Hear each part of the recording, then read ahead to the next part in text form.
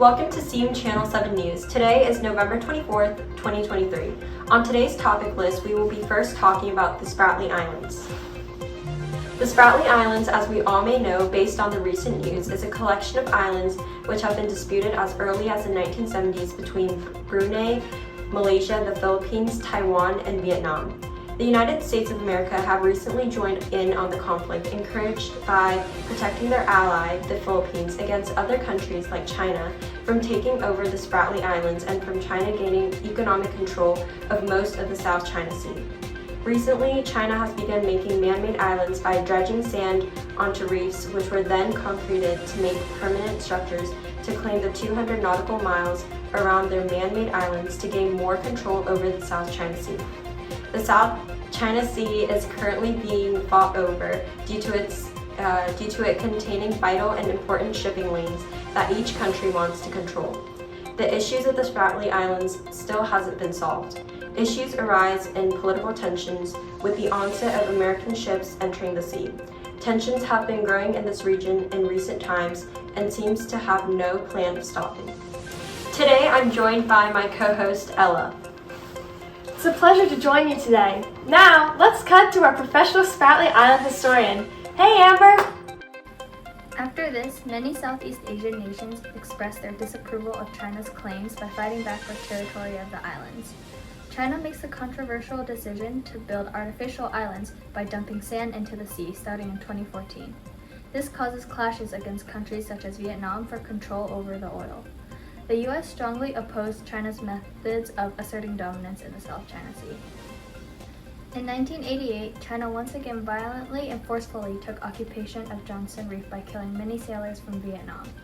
When the Law of the Seas Convention defined sea boundaries, which were put into effect in 1994, the motivation to claim these islands increased.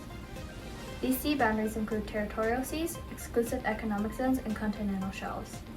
Due to this, in 2002, ASEAN and China signed a declaration regarding the South China Sea to negotiate a code of conduct that kept the countries at peace for around half a decade.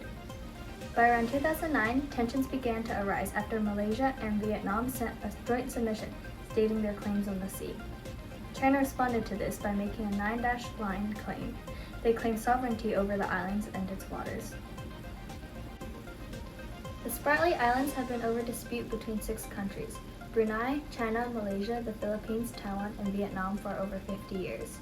The historical reasons for these conflicts are the oil reserves that proved to be lucrative, the enormous fishing industry, and political disputes which will become more evident in current events.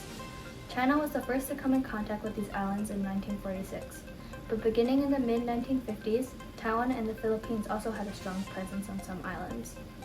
When oil was discovered beneath the South China Sea in 1968, things began to heat up, as the Philippines were the first to take action and China followed quickly behind. China used violent invasions to place dominance on the South China Sea and its oil reserves.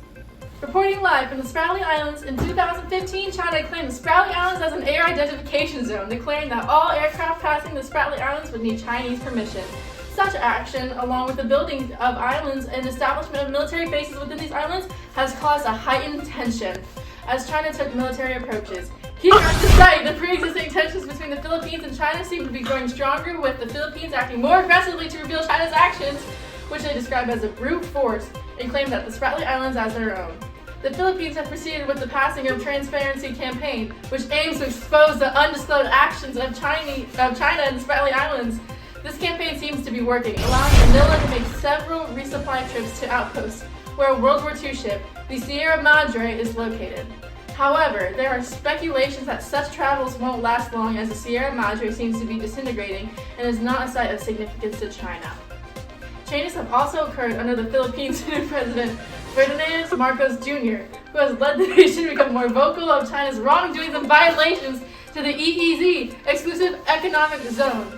In addition, the Philippines have also recently set out tourists to the Spratly Islands just this past summer in July, further reaffirming its claim on the Spratly Islands.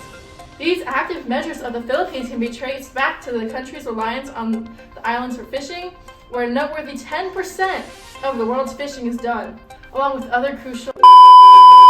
Oh, Charlotte, I think we lost you there, but thank you for your live report on current events. Let's take a dive into the possible or not so possible resolutions of this major power struggle. The first and most desired resolution by the United Nations is China ceasing to claim the South China Sea and the Spratly Islands as their own, and to resume following the borders formerly drawn by the UN that you can see here, including the no man's land located in the middle. This would be accomplished by China voluntarily withdrawing from the area or through diplomatic action, sanctions, or mutual agreements from China, the surrounding countries, and the UN. Another resolution could be drawn through diplomatic negotiations or international mediation to arrive at a joint development agreement regarding the economic desires of each country claiming a part of the sea or islands. However, both of these resolutions are highly unlikely to occur, as China is already blatantly ignoring warnings to cease action from the UN and pre-existing international laws of the sea, as the possible resources and profits found in this area apparently outweigh the desire for peaceful coexistence with the surrounding 5 countries and their allies. Although not set in stone, the next resolution, or something similar to it, is unfortunately the more likely. China could continue to push for full control of this area, ignore international law, and due to its economic power, beat out the other countries financially and physically.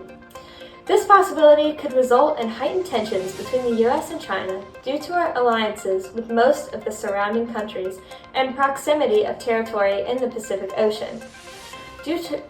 Full control would also grant China the ability to block the major shipping lane passing through the area, which has the potential to detrimentally affect shipping times, prices, and the ability for some countries to ship through the area at all. The world continues to hold its breath while watching this conflict unfold. Eventually, some sort of agreement will need to be made, and hopefully it is one that lowers tensions and benefits all parties involved. Until then, we are going to continue to update the audience with as much available data and information as possible. The Spratly Island dispute is an ongoing conflict with more and more countries becoming involved, and we hope that tensions don't arise. Thank you for watching Channel 7 SEAM News.